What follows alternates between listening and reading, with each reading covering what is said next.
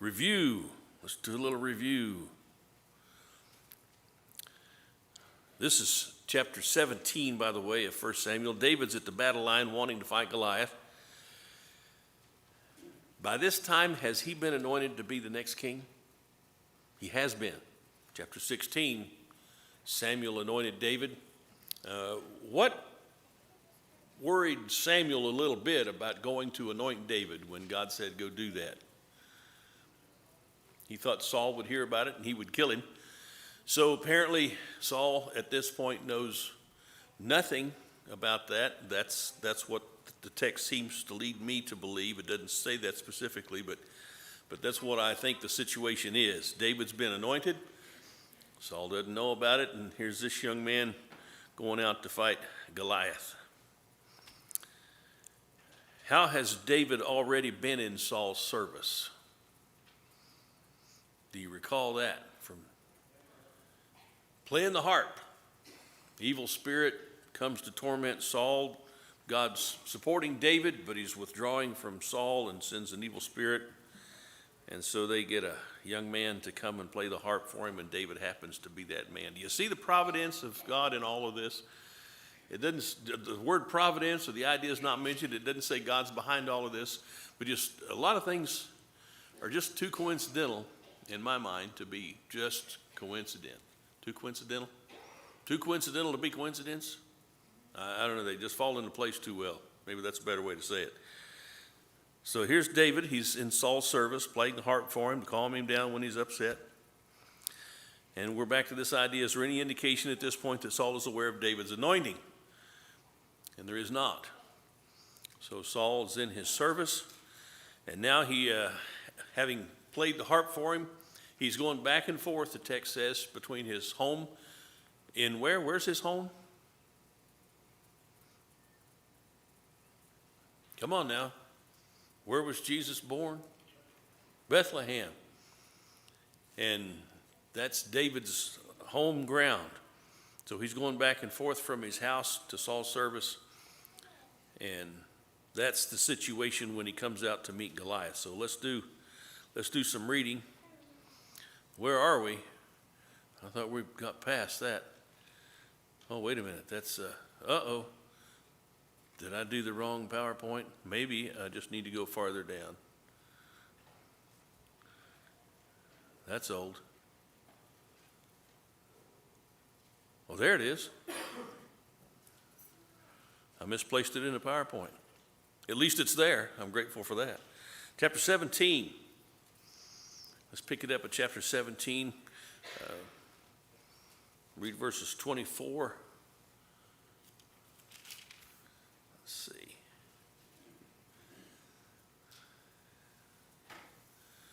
24 through 30. Who wants to read 17, 24 through 30? Everybody avert your eyes. Don't want to read. I mean, I'll read the whole thing if you want me to. But, all right. I'm not trying to overpressurize anybody, but I appreciate it, Shannon. Shannon's going to take that text. Anybody want to take 31 to 40? Anyone for that? Jamie, all right. And then 41 to 47. Bob. And then 48 to 54. Charles, great. Let's do some reading and talk about this text. When the Israelites saw the man, they all ran from him in great fear. Now the Israelites had been saying, "Do you see how this man keeps coming out? He comes out to defy Israel. The king will give great wealth to the man who kills him. He will also give him his daughter in marriage and will exempt his father's family from taxes in Israel." David asked the men standing near him, "What will be done for the man who kills this Philistine and removes this disgrace from Israel? Who is this uncircumcised Philistine that he should defy the armies of the living God?" They repeated to him what they had been saying and told him, "This is what will be done for the man who kills him." When Eliab, David's oldest brother, heard him speaking with the men, he burned with anger at him and asked, "Why have you come down here? With whom did you leave those few sheep in the desert? I know how conceited you are and how wicked your heart is. You came down only to watch the battle." "Now what have I done?" asked David. "Can I even speak?" And then turned away to someone else and on the same matter, and the man answered him Samuel 17:24-30, as before. and 31-40. Now when the words which David spoke were heard, they reported them to Saul, and he sent for him. Then David said to Saul, "Let no man's heart fail because of him. Your servant will go and fight with this Philistine." And Saul said to David, "You are not able to go against the Philistine to fight with him, for you are a youth, and a man of war from his youth." But David said to Saul, "Your servant used to keep his father's sheep, and when a lion or bear came and took a lamb out of the flock, I went out after it and struck it and delivered this lamb from its mouth. And when it rose against me, I caught it by its beard and struck it and killed it. Your servant has killed both lion and bear, and this uncircumcised Philistine will be like one of them, seeing he has defied the enemies of the living God." Moreover, David said, "The Lord who delivered me from the paw of the lion and the paw of the bear, he will deliver me from the hand of this Philistine." And Saul said to David, "Go, and the Lord be with you." So Saul clothed David with his armor, and he put a bronze helmet on his head. Also, he clothed him with a coat of mail. David fastened his sword to his armor and tried to walk, for he had not tested them. And David said to Saul, "I cannot walk with these, for I have not tested them." So David took them off. Then he took his staff in his hand, and he chose for himself 5 smooth stones from the brook, and put them in his shepherd's bag, and a pouch which he had, and his sling in his hand. And he drew near the Philistine. Then the Philistine came out and approached David with his shield bearer in front of him. When the Philistine looked and saw David, he disdained him, for he was but a youth, ruddy, with a handsome appearance. The Philistine said to David, "Am I a dog that you would come to me with sticks?" And the Philistine cursed David by his gods. The Philistine also said to David, "Come to me, and I will give your flesh to the birds of the sky and the beasts of the field." Then David said to the Philistine, "You come to me with a sword, a spear, and a javelin, but I come to you in the name of the Lord of hosts, the God of the armies of Israel, whom you have taunted. This day the Lord will deliver you up to my hands, and I will strike you down and remove your head from you. And I will give the dead bodies of the army of the Philistines this day to the birds of the sky and the wild beasts of the earth, that all the earth may know that there is a God in Israel, and that all this assembly may know that the Lord does not deliver by sword or spear, for the battle is the Lord's, and he will give you into his hand, into our hands." Then it happened, when the Philistine came closer to meet David, that David ran quickly toward the battle line to meet the Philistine. And David put his hand into his bag and took out of it a stone and slung it, and struck the Philistine in the forehead. And the stone penetrated his forehead, and he fell on his face to the ground. So David prevailed over the Philistine with the sling and the stone. He struck the Philistine and killed him, and there was no sword in David's hand.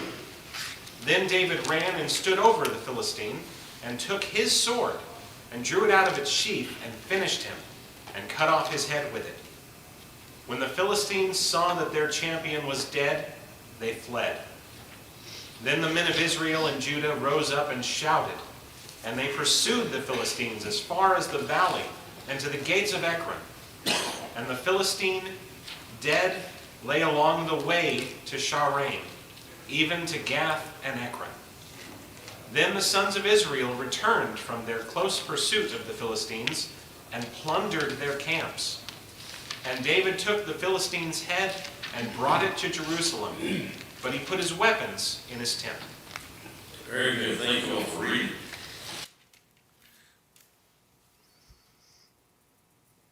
Does that sound like a couple of brothers? An older brother and a younger brother? What are you doing here? Go take care of those few sheep you've got. I know your wickedness, your heart. You just came to see the battle. Who was Eliab? He was the oldest brother.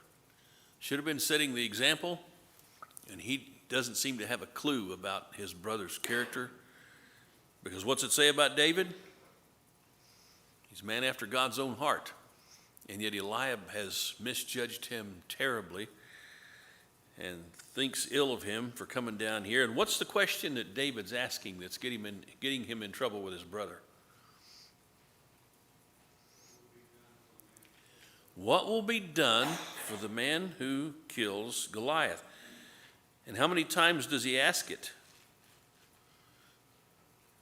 More than once.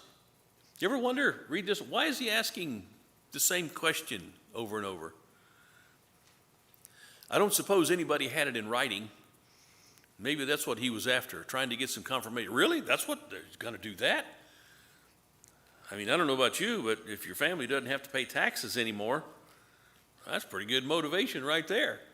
I mean, there's all kinds of benefits to killing this giant, and he hears that. Well, wait a minute. Okay, I'm going to go over here and ask these guys to see what they say, yeah. But what was David's motive when it came right down to it? It was God, his regard for God. How dare you, so to speak, defy the God of Israel? And so that's why he went up against Goliath. You ever read this and wonder, how in the world did Saul ever consent to let David fight Goliath? It's interesting to me when you read verse 31. When the words which David spoke were heard, they told them to Saul, and he sent for him. What's going on? It doesn't say, but I'm thinking about trying to put myself back in that place. Here's Goliath coming out, and there's not a soul who even has the courage to step up and say, you know, I might think about fighting that guy. Nobody. And then here's this kid comes in from his shepherding, and he says, well, who is this giant to do that? Let me at him. And so, well, who is that boy? Send him, bring him in here. And then there's this discussion between David and Saul. And David says, verse 32, let no man's heart fail on account of him. Your servant will go fight with this Philistine. And there's no reflection on the army that's there, no reflection on the soldiers from David's point of view. He's not saying, you bunch of cowards, what's wrong with you guys? How come you don't go out there and get this guy? He just said, don't let anybody's heart fail. I'll go take care of this situation. And Saul says, you're just a kid. You can't go fight him. And then what does David tell him? I killed a bear. What else? I killed a lion. Now, apparently, that swayed Paul pretty well, but who else did it apparently sway prior to coming into Saul's presence? I think it swayed David. If he had not had to face the lion and the bear, do you think he would have been able to say, I can do this, Philistine. That's no big deal. And I have every time I see this, I think, man, there's my life lesson. Every time things go wrong in life, every time there's a difficulty facing me, instead of complaining and saying, why me, Lord, and what have I done to deserve this? And because it's never that, hardly ever. And if it is, you don't get a note that says this is why. Anybody ever get a note that says this is why this is happening to you? I never have. Job never did either. Job didn't even, at the end of the book, God never came back to Job and said, you know, Job, let me explain to you what all just happened here. He never does that. Job's completely clueless. He's totally in the dark about why he went through all of that stuff. He just knows that he was supposed to keep his faith in God, and he did, and in the end, God blessed him. So here's David. He's having these difficulties. I don't imagine he woke up one morning and said, you know what, I hope a lion comes out and tries to take a sheep today. That would be great to have to fight a lion. Or wouldn't it be wonderful if a bear showed up and I had to fight a bear? I don't think so. But that's what happened, and that's what he did. And because of those things, he can now say to Saul, I fought a lion and I fought a bear, and God delivered him into my hands, so now I know I can fight this Goliath. What does Saul try to do for David? Put armor on him. Whose armor? His armor. So probably a little bit larger than David's size. Jamie? Reading it today, it feels a little different than what I've read it in the past, but I had always seen it as, I'm a seasoned person, I'm a king, I'm sitting here, and here's this punk coming up saying, hey, I killed the bear and the lion, I can do this. He's like, yeah, sure, Lord be with you, go on. And then it's surprised that he's actually able to do it. And, you know, it always, even though David's coming from a place of humility, saying, hey, I can do this. Saul being the king and the seasoned warrior and all these things, looking at this person with no experience and just seeing a brash hothead going out and was like, sure, I'll give you all the best things. Lord be with you, go out and do it, and then just the utter shock. And I wonder if that led to him hating David so much further on, is that heart of God that he almost started to resent that, yeah, he was actually able to do what David could do. And Saul didn't.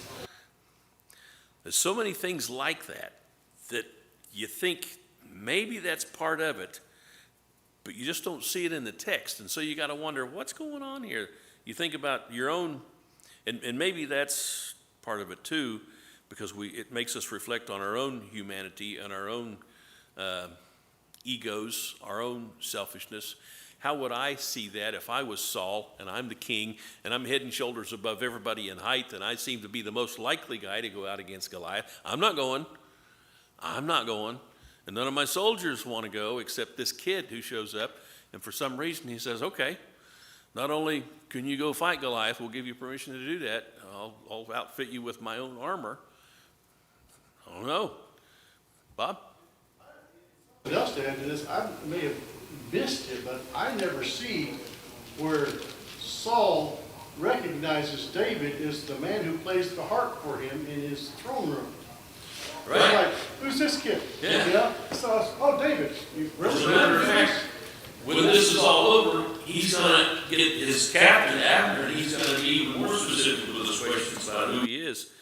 And I don't really, just verse 17, verse 58, Saul said to him, verse 57, when David returned from killing the Philistine, Abner is the captain of his army, took him and brought him before Saul with the Philistine's head in his hand. Saul said to him, whose son are you, young man? And David answered, I am the son of your servant Jesse, the Bethlehemite. And he could have said, I'm the guy that's been playing the harp for you when you get upset. And you go back to where he's playing the harp for him, and it even says Saul loved him and sent to Jesse that he could hold on to him and keep him in his service. But it's like Saul's moved on from that. And he's even so wrapped up in himself or what he's doing that he's forgotten who David is. I don't know what the explanation is for that. But now that David has come and killed Goliath, there's no recognition. Who is this kid? Shannon? Back to the older brother, Eliab. Okay. You think he could have been jealous that David had been chosen as king out from under him? Still holding on to some of that? If he even knew that. It's possible that David did not divulge that, because if word had gotten out, and maybe David was aware of this, if word had gotten out that he was anointed to be the next king, Saul could have wiped his whole family out. And so it's a possibility that Eliab knew that, but it never comes up. It's another one of those unanswered questions, which, see, when you read the great novel writers of today, the reason novels are so thick is because those guys go into all the details behind the story, and they explain everything, and God doesn't do that. And it's consistent here in all of the history, in the Gospels, in Acts. That consistency is there where God doesn't burden the reader with all the details of the stuff behind the scenes, because there could be plenty of it. John? David kills Goliath. He does this. Yeah, I told you I could do it. You know, he doesn't go around gloating and, high-fiving people and all that. He kind of stayed under the radar, and like he didn't want recognition almost. It was like this was just what I was supposed to do.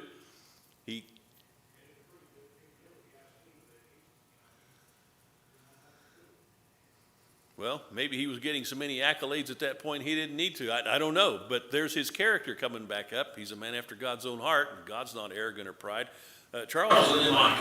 I was going to say he wasn't prideful about it, but he did gather the evidence.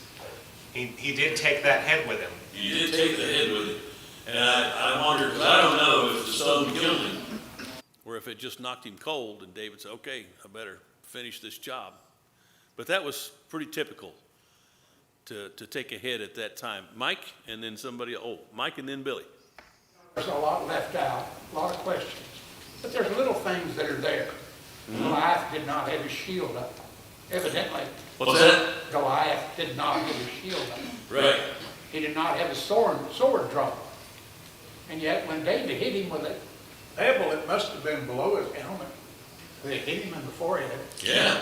So there are little things there. And then, of course, he cut his head off. He pulled his sword out. Right. Goliath's sword. Took Goliath's sword. Yeah, and he cut his head off. And then we'll read about that sword later on down the road when David's fleeing from Saul. He'll acquire that weapon all over again. Billy.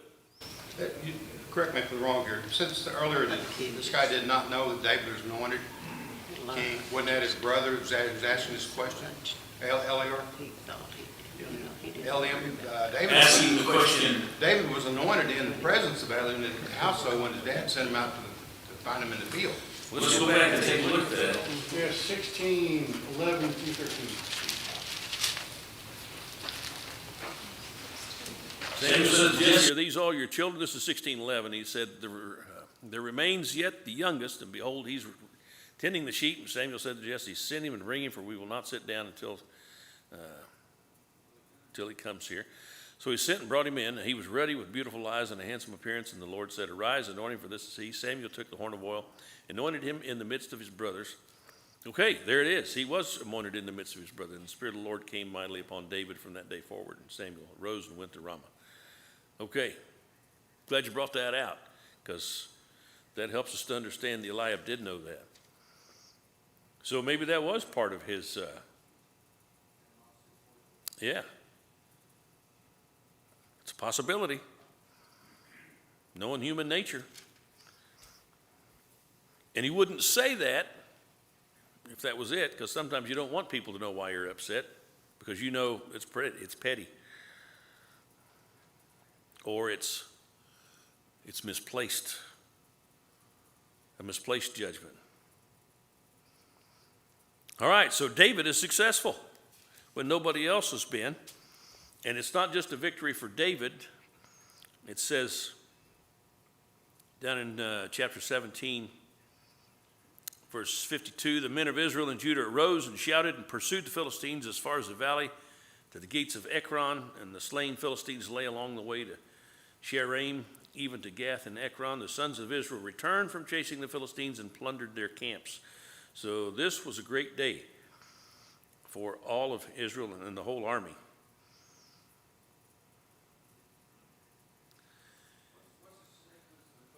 In his tent that he has prevailed over this person. I mean, it's not like he's bragging. The whole Israelite nation has seen it. But he took the head to Bethlehem. So is this just a trophy? I don't know, it doesn't say. But if Saul's spearhead was like 18 and a half pounds, how large do you suppose his sword was? Maybe it just wasn't something that you would carry around with you, even if you were a soldier. Yeah? Well, that's what Conan the Barbarian did too, so there's your historical reference for that. But even today, and this isn't to be critical, but when I hear of a guy hunting deer with some of these huge calibers, like a 7mm mag or something like that, or a 300 Winchester mag, it's like, really? Yeah. Okay. But maybe that kind of comes into play, that it was just a big sword. All right. Anybody got anything else on David fighting Goliath? What's that? Yes, Bud. Say Goliath was overconfident because he hadn't even drawn his sword, and David was confident in himself because he said, he reasoned, I killed a bear, I killed a lion, I think I can do this job too. But he also picked up 5 stones when he crossed the brook. Right. So he wasn't that sure of himself. He might have been thinking about taking one shot at Goliath. Well, that's what he said. He wasn't just going to shoot one shot and that's it is. But he left it all in the hands of God. Right. You prepare yourself and you give it over to the Lord. Then, God had to intervene. Any of us who have ever made a slingshot out of old shoe tongues, when we had leather shoes to wear out, and we take our shoelaces and make a slingshot. Well, it was difficult to hit the barn, let alone hit the light between the eyes. So God had to intervene. Whether David knew this would occur or not, I guess is a mystery. But still, as we read this and having had these experiences, there had to be divine intervention to the event. well, I can't remember the reference right now, but some of those guys must practice a lot, because I know at one point it talks about David's soldiers who could sling a stone within a hair's breadth. So they had some competent stone slingers, and David. Given an entire career of practice. Yeah, really, it would take something. It is also recorded that there is a troop of the soldiers that were slingers. Mm-hmm. That's what they fought with was slings. So it was not something unusual. And Well, you can just imagine if you're a massive infantry. yeah, And all of a but it, like I say, there good-sized was rocks come raining down out of the sky. the whole group of them though that was what they did Right. in the army. That would be their artillery. That's right. You've seen the movies where the archers do this, well, the slingers did that. You could probably do that faster with a bunch of stones than you could arrows. But at any rate, it was a pretty common weapon. People knew about it, and somebody has even said maybe those 5 stones were because if you read back about Goliath, he had 4 brothers. Well, there's another thing we don't know. Why did he pick 5 stones? At any rate, he's got 5. It's interesting too, things like that,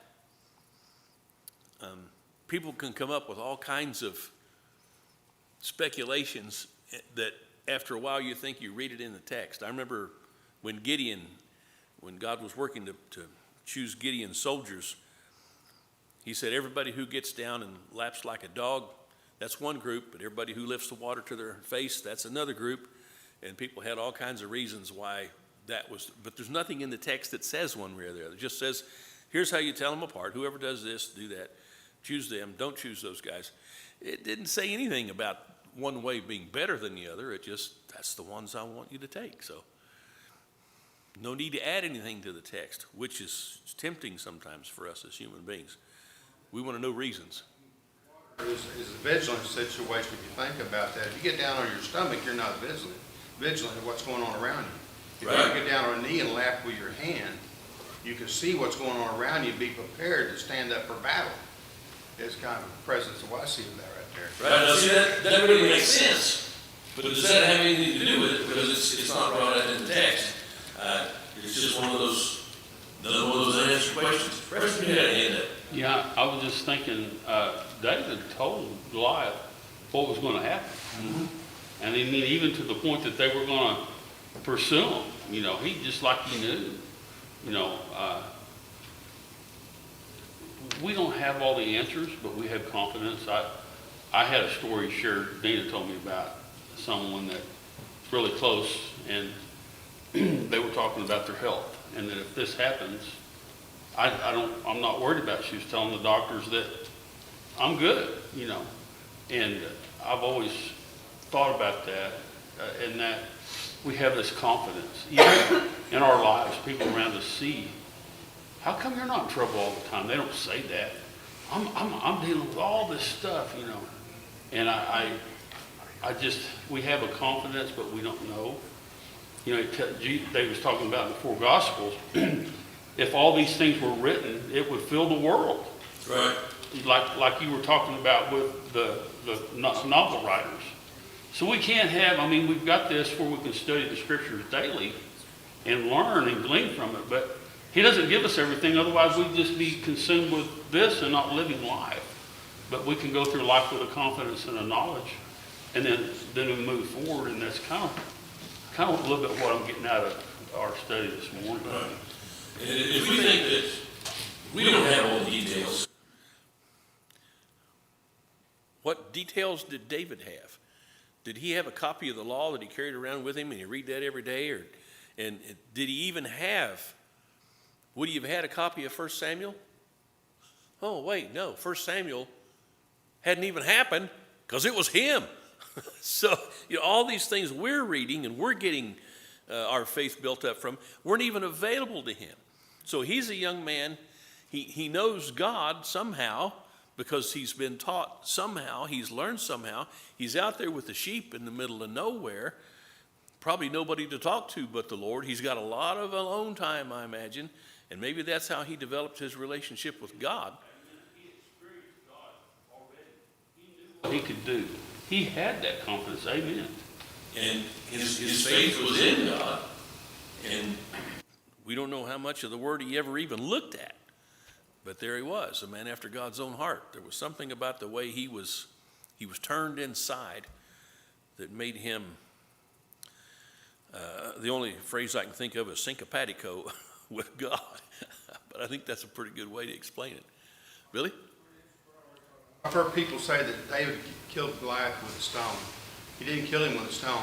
He knocked him down with a stone. And then he took his own sword, prevailed over him, and killed him with his own sword. But David didn't have a sword. So it wasn't the stone that killed him. It knocked him down and put him on his face. Probably knocked him out, whatever, I don't know. But David took the sword and killed him. But he still prevailed before God because this guy had come up and railed against God and God of Israel. And if he wasn't dead from the stone, there was no doubt He's going to be. You get your head severed, that's pretty much death, I'd say. So, and there we are. Just a couple of things to think about. To the whole army of Israel. Oh, go ahead, Kathy.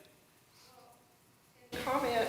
So in verse 50, it said, I'm reading from the NIV, so David triumphed over the Philistine with a sling and a stone. Without a sword in his hand, he struck down the Philistine and killed him. Yes, So he did. then it follows up. David ran and stood over him. He took hold of the Philistine's sword and drew it from the scabbard. After he killed him, he cut off his head with the sword. So my question is, which is it? He's dead. He was already The stone killed him, Well, this makes it pretty clear that it was a stone. and then it said, after he killed him, then he cut off his head. Right. Wasn't coming back on So it was the stone. It was the stone. It sounds like this is one of the things that I notice. If you don't ask the questions, you won't search out the answers. But if you ask the question, you'll look for the answer. And that's how we got to this, because we were asking that question.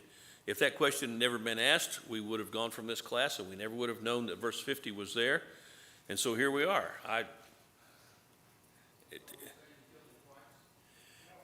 No, he just took his head off.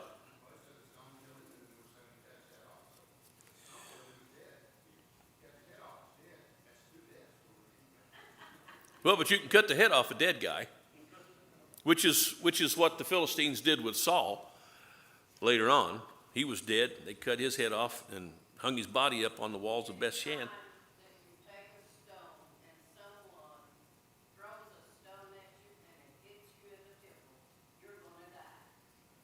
Well, it doesn't even say the temple, though. It says his forehead. But 50 makes it pretty clear that it was at the point of impact with that stone that the spirit departed from Goliath.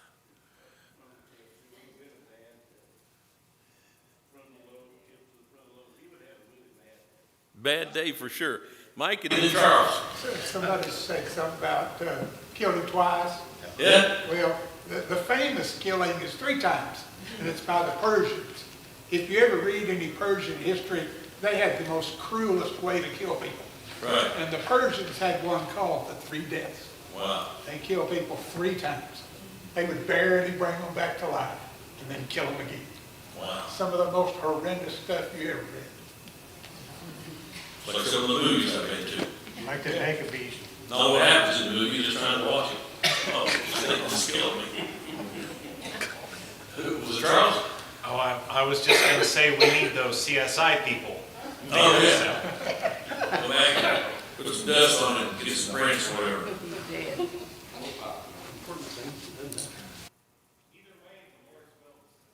Yes. And God's in this whole thing.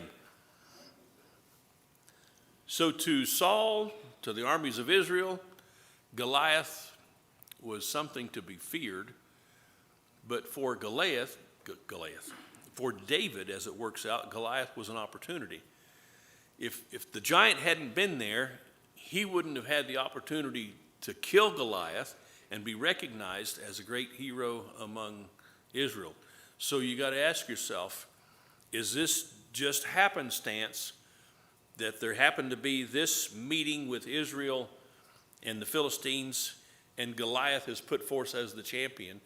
Or is God saying, I got this big goober giant who thinks he's hot stuff over in the Philistines. I think I'll see if I can work something out. Not see if I can work something out. I think I will work something out where I'm going to give David an opportunity to rise to power and prominence. It doesn't say that in the text. None of that's in the text. But I'm reading this thinking, wow, is this just coincidence? Or is there more to it than that? Bob? This is the beginning of the major friction between David and Saul. Right. Because as soon as they get back to town, they'll be singing that David's killed his 10,000s and Saul his thousands. Right. So, And that's why Saul's upset. It has nothing to do with him being aware of the fact that he's been anointed to be the king. So, yeah. You just see so much of humanity in all of these people. It's not like, and as we'll read later, David is some superhero who comes in with a cape and saves the day. He's just a shepherd boy whom God has enabled to do these deeds, and he's put forth in prominence among Israel. He's not a big, tall guy like Saul is. Saul is big and tall, and yet he's behaving smaller and smaller all the time. And we see that easily in the text. Was ruddy, and then they described him in other translations says he was glowing. Mm-hmm. You know, and I'm like, you know, I mean, it's just an insight for us, you know, to give us an understanding of what they were seeing at the time. And if you think about it, how often is it that God uses the lowly things of this world? That's what even Paul would write to the church at Corinth. God doesn't use the great, big, grandiose things of this world. He uses the lowly things of this world. He uses you and me to get his will done. People like us, because that's the way God works. He doesn't go for the big, famous, well-acknowledged things in this world. He goes for just the regular folks who are willing to say, I believe in you, Lord. And that's how God does it. And then that's part of his glory. So it sounds ridiculous to save the world with a boat and 8 people and some animals, but that's exactly what God did. And that one boat that we might, if you go to Kentucky and you see the remake of it, it looks huge, but on the surface of the earth covered with water, it would have been tiny. And nevertheless, that's how God preserved humanity. And Peter even writes that it was the water that saved Noah and his family. And I thought the water was what they were being saved from, but the way Peter states it, no, the water saved them.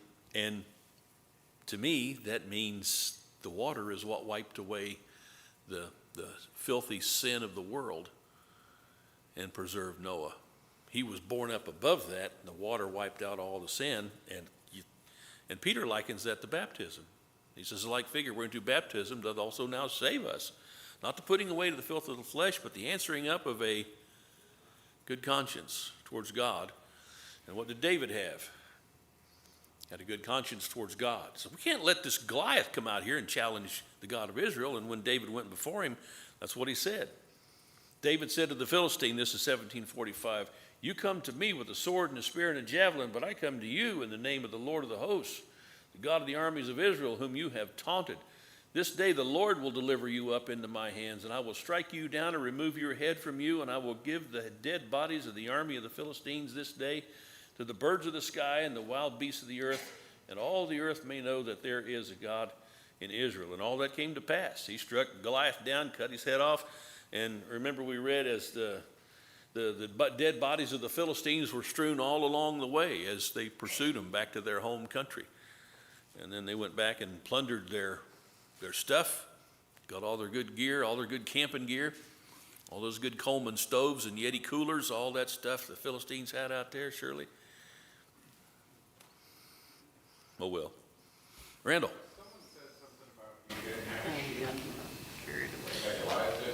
Goliath didn't raise his shield. He didn't use it. He had a shield. He had a spear, javelin. David lines up all his weapons of war, but apparently, I mean, if you're 9.5 feet tall, and here comes this ruddy little shepherd boy with his sling, you go, right, exactly. And that's, what does God send us out into the world with but the gospel? Out into the world where, man, the world's a mean place. And he says, you go tell them about me, how I died on the cross for them. And that's the power of the gospel, the power of the message. Mike? I believe that's the last mention in the scripture there. He had a bearer who was carrying that sheep. Right. And I suppose he was somewhere near him where he could hand it to him. But Goliath seemed unconcerned, didn't he? Right, you did seem unconcerned. And even Saul will make David his armor bearer. So David will carry Saul's shield. That's the imagery we get there. So. Of a little fella that didn't have no sword, no armor of any kind. So he was just going to mock him or something. I don't know. Well, that's what he says. You come out to me like I'm a dog with a stick. And that's all David had. He had a shepherd's staff and a sling. But when God's the one behind you to do what you're doing, A sword. right? So that he could kill him with a sword. Send him out there with a sling. That's right. That's all he needed. Did the job. All right. I've learned some things this morning. I hope you have. I hope these are things that will embed themselves in your heart and carry you along today and for the rest of your life, and we can make some application. We've got a ways to go to get through Samuel, but it's all right as long as I went to a place the other day to eat, and it was a big, huge, fancy buffet. You might be surprised, but I did not eat everything that was there. But what I did eat really fed me well. And I think that's what happens when we come to the book. We want to study 1 Samuel, all 31 chapters, and then, we don't make me get all 31 chapters. We might get to the 31st chapter before this quarter's over. We'll see. But at any rate, if we're learning, we're doing well. Everybody okay? Everybody good? All right. Lord love you.